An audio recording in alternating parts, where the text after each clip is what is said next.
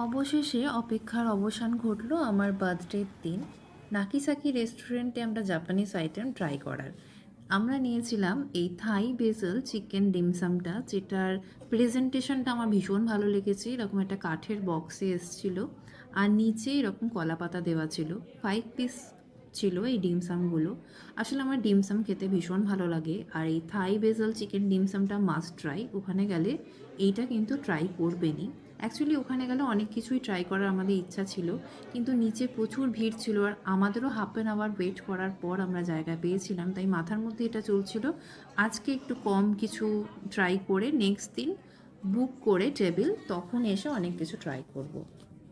তাছাড়াও আমরা আরেকটা আইটেম অর্ডার করেছিলাম, সেটা হলো প্যাড থাই নুডলস। এটাও একটা জাপানিজ আইটেম।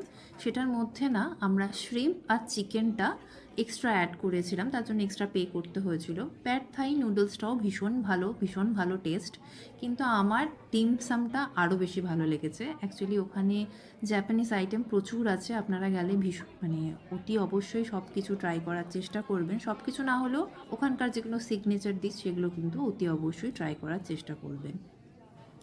আর টেবিল অবশ্যই বুক করে যাবেন, তাহলে আপনারা একটু হ্যাসেল ফ্রি হবেন। হাফ অ্যান আওয়ার, আধ ঘন্টা, 1 ঘন্টা আপনাদের ওয়েট করতে হবে না। অ্যাকচুয়ালি ভীষণ ক্রাউডেড হওয়ার কারণ হচ্ছে এখানের গুড ফুড। তাছাড়া আমরা ডেজার্ট আইটেমে নিয়েছিলাম এই থাই কাটি স্যুপটা। এটা জাস্ট অন্য লেভেলের, অনবদ্য টেস্ট ছিল। এটা একটা কোকোনাট ফ্লেভারের আইসক্রিম, আর কোকোনাটের মধ্যেই দেওয়া হচ্ছিল, আর জেলিগুলোও না কোকোনাট দিয়েই বানানো। এটা কিন্তু মাস্ট ট্রাই।